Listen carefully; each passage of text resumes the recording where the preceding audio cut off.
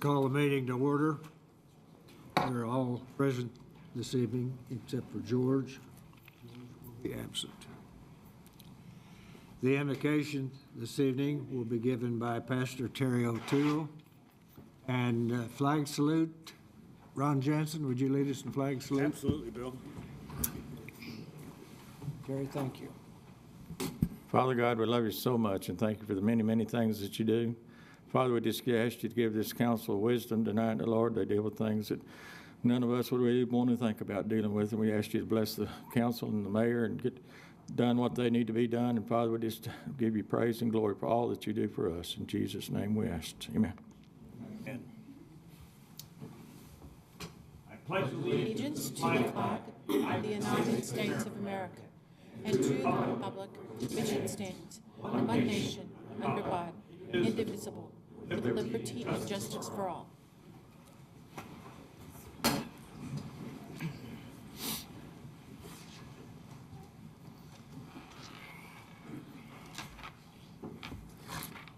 Item 2, consider approval of minutes of the regular commission meeting of October the 2nd, 2018. motion to approve. Second. Motion by Ron to approve, second by Jonathan. Please cast your vote. Motion carries 6-0. Item 5, awards, presentations, proclamations, and organizational business. Item 5.1, present the pet available for adoption at the city animal shelter.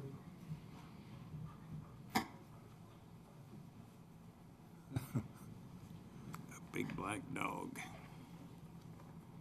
Hi, good evening. I'm Charlotte Ringwald. I'm the adoption coordinator at Enid Animal Control, and today my friend is Gremlin. Oh, Gremlin is a 6-month-old lab mix. Come here, buddy. He is in pen 32, and he loves toys and treats and other dogs, and he doesn't like being fed after midnight. So I'm glad you got that. And we've got lots of great animals available at the shelter, and we have lots of cats, younger kittens, and full-grown cats. So if you're looking to add to your home, come by and see us. Thank you, guys. Thank you. Ready to sprint. I think she is. Athletic.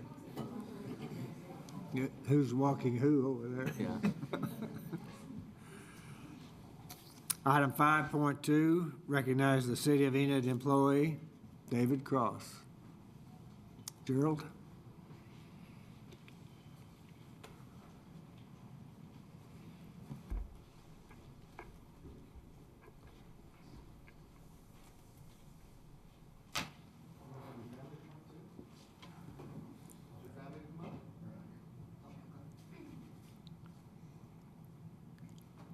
All right, this is always a pleasure to recognize a city employee, especially a long-term tenured city employee like David. And I know David's worked for the city for around 30 years or so. David Cross is a foreman at the City of Enid landfill, and he's hereby commended for his conscientious work, helpful attitude, superior execution of duties. The City of Enid landfill is inspected quarterly by the Department of Environmental Quality to ensure compliance with state and federal regulations. The results for the last 4 inspections have been outstanding. The City of Enid passed all 4 inspections with no violations and no recommendations for improvement, which is a challenging thing to do. These inspections are in-depth and cover a lot of areas such as groundwater monitoring, leach management, methane gas management, prohibitive waste management, record keeping, stormwater, housekeeping, and general operation of the landfill. After DEQ completed the last annual inspection in September of 18, once again, there were no recommendations or negative comments. According to Utilities Director Lou Mintz, the landfill looks great. David Cross has done an exceptional job of maintaining and operating our landfill. He has a wealth of knowledge and is a great asset to the city of Enid. His job performance should be commended.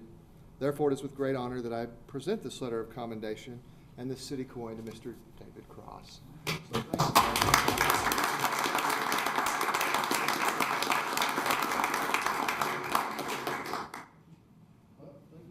Appreciate it. Yeah, and be sure and visit David at the landfill. That's You got right. some stuff. You get 12 free visits a year, so I appreciate it. Appreciate it. Thanks for all your hard work. thanks again. Thank you. Great job. Yeah. Good job.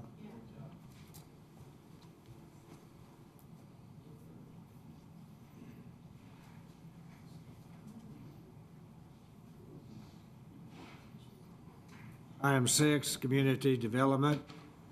Item 6.1, consider removing the United Methodist Retirement Community Plan Unit Development from 3502 King Street. Chris? Thank you, Mayor, City Commissioners. Dr. Dale Costa owns the property that's outlined in yellow on the slide in front of you. Back in 2000, he agreed to be a part of the Methodist Home PUD. His property was included in that overlay district. He has recently requested to be removed. His property was never developed a part of the Methodist Home, which is now called the Commons. The PUD ordinance allows for the City Commission to remove that, and it's our recommendation. And when you do, it will restore his original zoning, which was C1, and a veterinary clinic is allowed in C1. Are there Motion any to questions? approve removal. Motion by Ron to approve, Second. second by Irwin. Further discussion? Please cast your vote.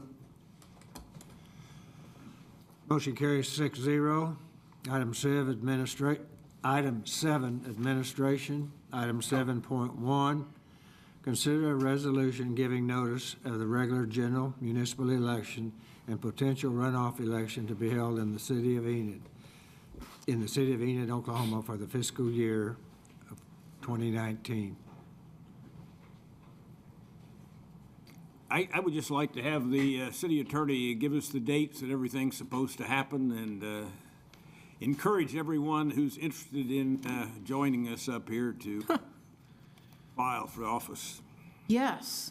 Our general municipal election is February 12th, 2019, and we have a lot of offices to be filled. Ward 1, Ward 2, Ward 5, and the mayor. And if you want to be one of the candidates, you can, it's the first week in December, and the filing period is very specific. 8 a.m. on December 3rd, which is a Monday, through 5 p.m. on December 5th, 2018. And you go and talk with the city clerk. And to be a elector, you need to be at least 25 years old. And at the time of the election, and for the 2 years next preceding such election, you shall have been a resident in good faith of the city of Enid. And you obviously must file for the office within the required time. And Carol, don't you apply at the election board? I'm sorry, the election board. But I think there's packets that you also get from the city clerk. I believe so, maybe not. At any rate, I don't know. At one time, a long time ago, there were packets at the city clerk's office, but this resolution gives you everything that you need to know.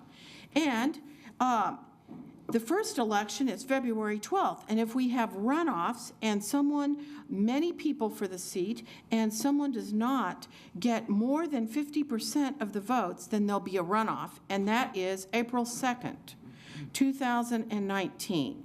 And Mr. Jansen, Commissioner Jansen did talk about the weather and stuff, but we want a large turnout and lots of people to engage in being our elected officials. Elections can be fun. Let's have fun and let's be serious.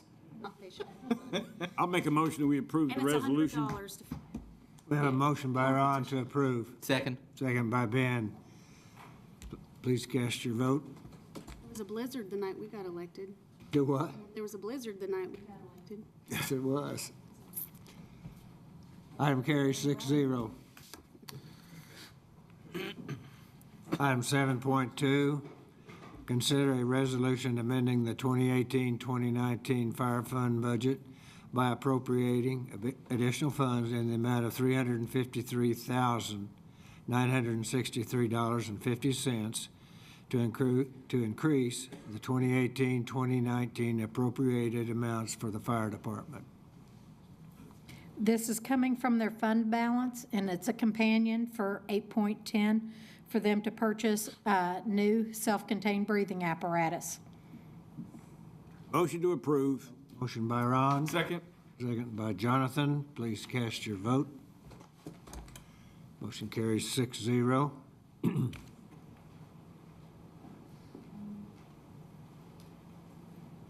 Item 7.3, consider approval of art project Lazy Circles in the Sky to be located at the corner of East Owen K. Garrett, South Grand Avenue at a total estimated cost of $46,807. Mike? Yeah, hello, my name's Michael Shuck. I'm a member of the Public Arts Commission of Enid, and I'm the artist of Lazy Circles in the Sky. Grab see if I figure this one out. I think you've seen it in your packet, some of the images of it. Lazy Circles in the Sky is kind of a cooperation between the PACE and Keeping It Beautiful. It's located at Garriott and Grand there at the intersection. Keeping It Beautiful kind of brought this to our attention. Marcy Jarrett and Susie Mybergen had kind of been looking at this corner, kind of making it a gateway into downtown. They've done such a nice job down there downtown, improving the, with the planting and everything down there, making it a lot more beautiful. And they'd been looking at this site, so they brought this to the Public Arts Commission, and we got really pretty excited about it and looked into the potential there. Really what this is it becomes a gateway to downtown. As you drive along Garriott, we're hoping that we could generate some excitement there on that corner, then to pull you down Grand, and everybody kind of knows what's going on down Grand with all the different artwork, the butterfly mural, the bison there at Park Avenue Thrift, various murals and other things that are being planned. So Grand is a real nice entry into downtown. It'd be nice to kind of attract people to that corner and kind of encourage them to go down Grand. So that was kind of the idea of it. This is the sculpture, kind of the artist's statement, if you will. This was actually designed for another location. It was something else I was trying to work on for a public arts type installation. I was trying to make it, there's been a lot of controversy, different things we've had with different art projects and stuff. I wanted to make this something that everybody kind of get behind. I know that's probably not the case for everything, but really wanted to make this something that connected to people. It kind of drew me back to when I was a kid, when I was thinking about what this part of the world was like. And I remember riding out to my grandmother's across northwestern Oklahoma in my parents' car in the back seat, looking out and seeing the little hawks playing around. And of course, I was always thinking, look, there's an eagle, So that's all I knew at the time, And of course, I was told pretty well, my grandmother's an elementary school teacher, and she loved birds and different things, so she educated me really fast. Here's a little bit of a quiz. You didn't think there'd be a quiz, but what's the state raptor? A bunch of 10-year-olds are running around going, I didn't know we had a state dinosaur. That's cool. The state raptor is actually in November. It's going to be the red-tailed hawk, and that's what that is. It's the red-tailed hawk. And you're all real familiar with it. You might not know the name of it, but you see it all the time. It's a beautiful bird that's really pretty, just kind of dominates the sky around here. So that was kind of the idea, was to bring that kind of element, or bring something that we see around a lot. The title of it, Lazy Circles in the Sky, comes from, of course, state song. Rodgers and Hammerstein, if you read the lyrics of that, they really spent some time in Oklahoma and really tried to connect to us. And that line of sit along and talk and watch the hawks making lazy circles in the sky, I thought that really connected to me about that. And so I was really trying to pull that kind of feeling in. Then the function of it is to attract people on that corner. And then as you can see, these birds seem to be flying out of a landscape and toward downtown. And as you can see in the image, what you see behind it, what your eyes are kind of drawn to through the sculpture, is the C&B Center, downtown, all that activity that's going to be happening as we develop that area. And we'll just try to attract more people downtown and kind of be that calling card right there, that landmark that that you can tell people will go to. You see the hawks and turn right, or turn left, whichever way you're coming. So that's kind of the idea of it, is something I hope that it'd be something to pull people together and not something to divide people. The landscaping, I see this a little bit as a kind of there's an artist for the sculpture, and there's an artist for the landscape.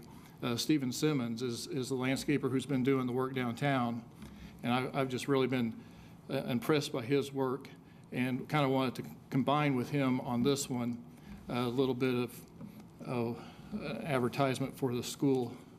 My day job is I'm the director of facilities at Enid Public Schools. And right across the street here, you see that on the corner there of our school board building, we've just went in and planted an area right there around our sign, in kind of an effort to kind of combine with this to be able to kind of be bookends on Independence and Grand, to be that calling card to get people to go downtown. Once we get the Central Park, I'm not sure what we're calling that area, once we get that all done, that'll all be working together to really kind of encourage people downtown. So I looked at with Stephen, working with them on this one and working with them on the one there in front of the school board building.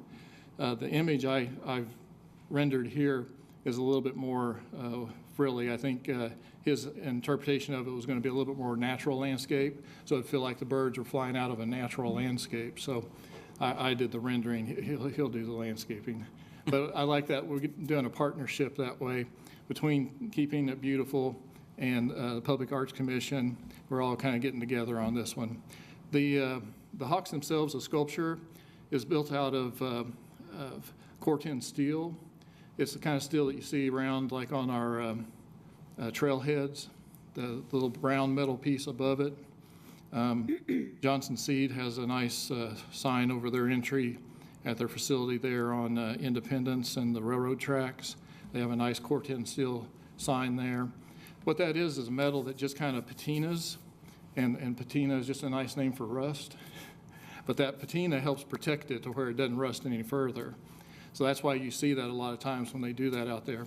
And that rust color, I thought it was just perfect for this, for that red-tailed hawk, because it makes this beautiful reddish, brownish color, and it's very natural and organic feel.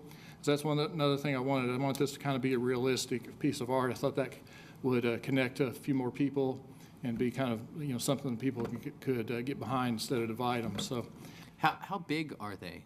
A little hard to tell. Yeah, scale. it's about they're about 16 feet wingtip to wingtip, and about 6 feet nose to tail. Fantastic. And you can kind of, yeah. I played basketball when I was in high school. I could jump up and touch them at that point, but now I can't do anything like that. So, and it has been engineered by Obelisk Engineering out of Oklahoma City. Worked with them on some really high-end pieces. They're a really good art, engineering firm. Looking at having it fabricated by Art Form, which is art sculpture fabricator, art fabricator from Oklahoma City. I've worked with them on several different projects. So that was, teaming up with a bunch of guys there that knew how to do stuff and do it at a high level. So, Michael, are the grounds irrigated and the plants? yeah, that's one thing that Keeping It Beautiful makes a point of, is making sure that they have landscaping that's irrigated. So that's what they've, there's a amount of a budget for Keeping It Beautiful to do that, and they was, Especially July and August. yeah. Yeah, the If I read natural. some of the dimensions in your diagram that you sent out, the tallest one's going to be 14 feet up in the air? No, I don't think that's true. I have to look at it and know exactly the height there, but it will be, Have to be more than that. they're about 22 feet or so in the air. Okay. Yeah, Is there a sidewalk behind that? That's what it looks. That is a good question. yeah, that's a good question. There is a design to have a sidewalk back there.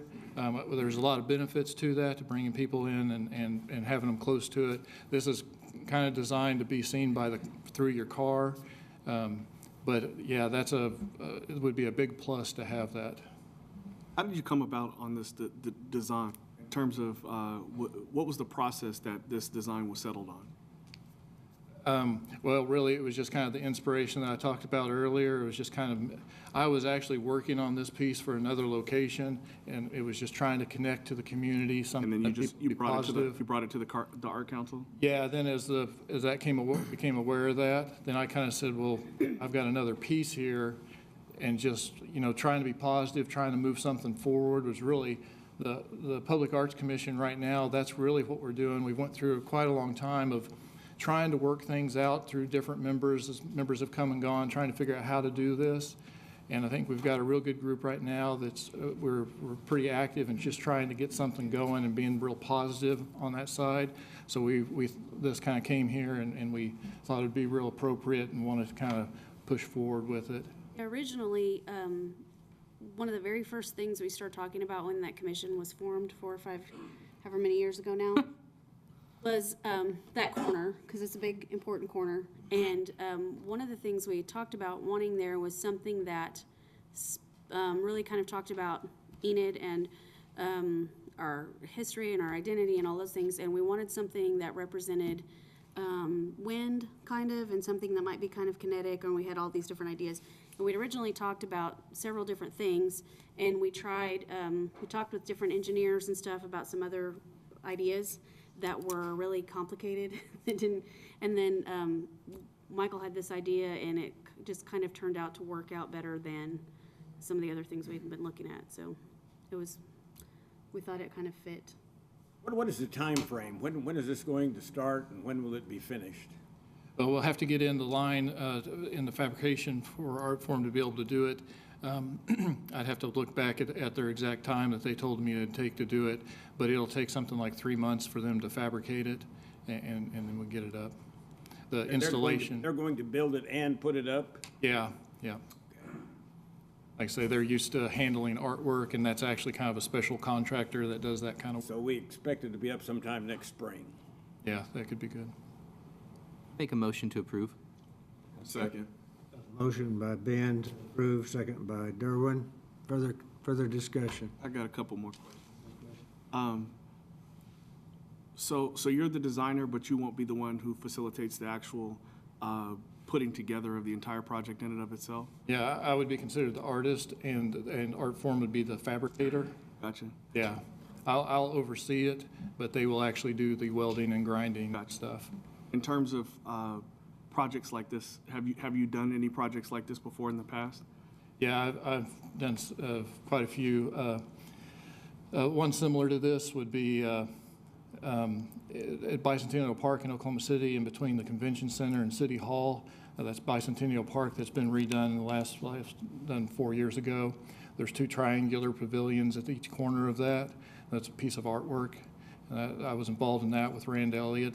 I've done artwork that was a room about this size that I wrapped in reflective bubble wrap. It was installation art. It's been used for rock videos, for photo shoots. Actually had the CEOs of, or the C-level officials of Sony from South Korea came over and met in the room. Yeah, it was unusual. I've done one piece that was in an atrium for a company that sold cloud storage, and I took a bunch of filing cabinets. I initially painted them white and hung them up in the ceiling. It was another room that was a little bit bigger than this one, and hung them in the shape of a cloud to show how you put your files up in the cloud. So yeah, I've worked for 25 years as an architect, and now I'm working with the schools. So I had a lot of opportunities. I've done other things, strange things too, like a lot of waterfalls, a lot of water features, wave pools, alligator dens. I've done kind of crazy stuff too. So.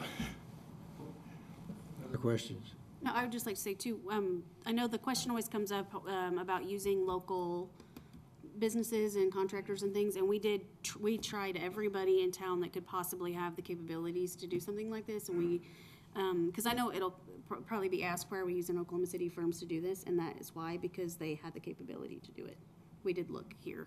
Yeah, there's a lot of great groups in town that really encouraged us, and yeah, it was really a kind of positive go in and talk to them and hear the encouragement that they had to push us forward. So we appreciated all that.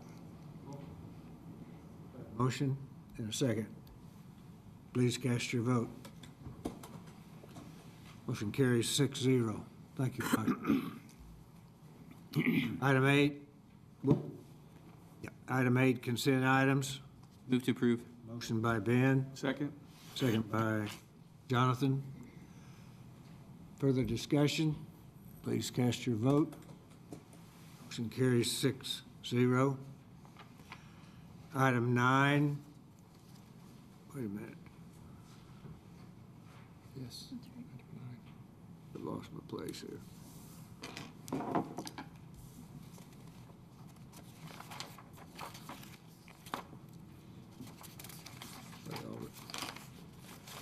Okay. We will now recess to convene as the Enid Municipal Authority. Item 10, all of the trustees of the Enid Municipal Authority regular meeting are in attendance except for George. Item 11, the Enid Municipal Authority regular meeting is now in session. Item 11.1, award the purchase of one 2019 Freightliner M2 106-Heel PT 1000 rear loader for Public Utilities Division from United Engines, Oklahoma City, Oklahoma, in the amount of $156,411. Lewis. Good evening, Mayor. Good evening, Commission. I would just like to say that we currently have 6 side loaders that we have routes for throughout the city, but we still have places within the city that we have to go to with a smaller truck and use the rear loader for that purpose. We are replacing a rear loader that has been out of date for quite a while, and we're trying to make improvements within the organization. Motion to approve? Second. Motion by Jonathan, second by Tammy. Further discussion? Please cast your vote. Motion Thank you. carries 6-0. Thank you, Lou. Item 11.2, approval of claims in the amount of $671,208.08.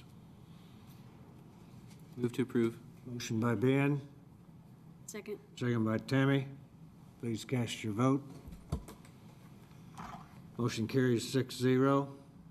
Item 12, we will now adjourn to convene as the Enid Economic Development Authority. Item 13, all of the trustees of the Enid Economic Development Authority regular meeting are in attendance except for George. Item 14, the Enid Economic Development Authority regular meeting is now in session. Item 14.1, approval of claims in the amount of $137,500. Motion to approve. Motion by Derwin, Second? second by Jonathan. Please cast your vote. Motion carries 6-0. Item 15, we will now adjourn to convene as the Enid Public Transportation Authority. Item 16, all of the trustees of the Enid Public Transportation Authority regular meeting are in attendance, all except for George. Item 17, the Enid Public Transportation Authority regular meeting is now in session.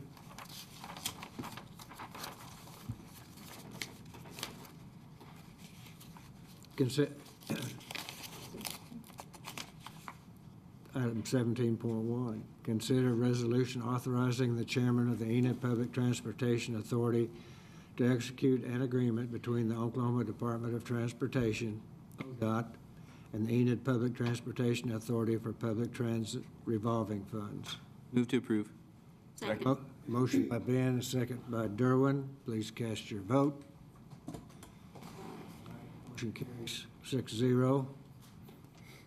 Item 17.2, approve the coordination of the Enid Public Transportation Authority, EPTA, with the Oklahoma Department of Transportation, ODOT, and other transits across the state in participation of the Transit Asset Management Group Plan. Move to approve. Motion by Ben, Second? second by Derwin. Let's cast your vote. Motion carries 6-0. Item 17.2, approval of claims in the amount of $79,195.10. So, Motion by second? Derwin, second by Jonathan. Please cast your vote. Motion carries 6-0. We'll now adjourn to reconvene as the Enid City Commission. Item 19, public comments. We have one signed up. Diane?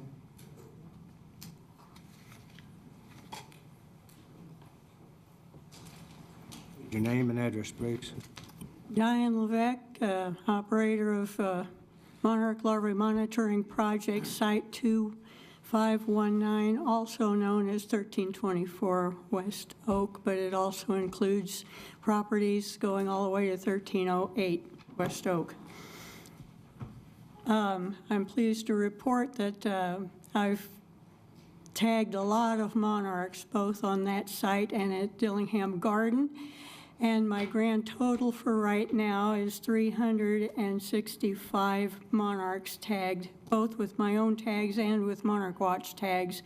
And they're still coming in. I tagged 3 more today, so add 3 more to the figure I just gave you. How do you do that? No, really, how do you tag a butterfly? You take a butterfly net and you snag the butterfly and you very gently remove him from the net and have your sheet of stickers with you with the wing tags. And you make notes as to the address that you caught him at, the date you caught him at, what gender he is. Take the sticker, the wing tag off of the sticker sheet and put it on the distal cell of the rear wing. And then release them. You've done how many? Well, with a combination of tags from Monarch Watch and my own homemade tags, 365 of them, a good many of them in Dillingham Garden, and I haven't counted the exact number of monarchs there, but something around 80 of them. So we'll be well represented in Mexico should anyone spot any of those wing tags. But now we get to the tongue lashing part of my presentation, and that has to do with the fact. Before you get started with the tongue lashing, can tell me how you determine the gender of a butterfly? Well, specifically a monarch, what you're looking at is when the wings are open and you're looking at the rear wing. A male will have a dot on each of its rear wings and a female will not. Those dots are actually pheromone sacs. Well, I learned something. I've got a question. Have you ever captured or snagged a butterfly and seen a tag that it had already been tagged? Sort of, kind of, but not exactly what I've done with my handy-dandy camera that I keep with me religiously. Is when I go to Dillingham Garden and I see a tag, I use my electronic eyeballs to read the tag off of it and snag a picture. And then I will report that as a recovery to Monarch Watch, headquartered in Kansas, FYI. So that's how that works. And Mr. Mayor, I have to express my astonishment that this is actually a public discussion rather than public comment. I understand. Kudos. I didn't interrupt them. They were interested in what you had to say. Okay, I hope that doesn't come off of my time, however. That's my mistake. I'm going to add 2 minutes to your time. Okay, very good. Because I can. Thank you very much. Thank you. That means 7:07. Okay. Now, the tongue lashing part has to do with the click, fix it, whatever. And I tell you again, folks, I'm bad with names. That click it, fix it, whatever that you discussed in the, that thing that you discussed in study session. Well, I expect that you're going to get plenty of reports about my yard because of my milkweeds and my mowing practices. But I also wanted to point out to you that it's not a matter of not mowing at all. It's being judicious about when you mow and specifically where you mow. And I've encouraged the city mowing department to follow those same rules. And the reason I'm here today is because Okies for Monarchs has rescheduled their meeting to the 30th. And if you want to learn more on monarchs and really get in depth about Enid specifically with monarchs, I encourage you all to attend Okies for Monarchs at the library at 6 o'clock on October 30th. Thank you. Lots of butterfly questions now. Item 20, we are adjourned. Thank you for joining us for the Enid City Commission meeting. All meetings are broadcast on local cable channel 12 and in high definition on channel 112. In addition, the council meeting is live streamed on the web at enidtv.org. If you have any questions or comments regarding this broadcast, please visit the City of Enid website at enid.org.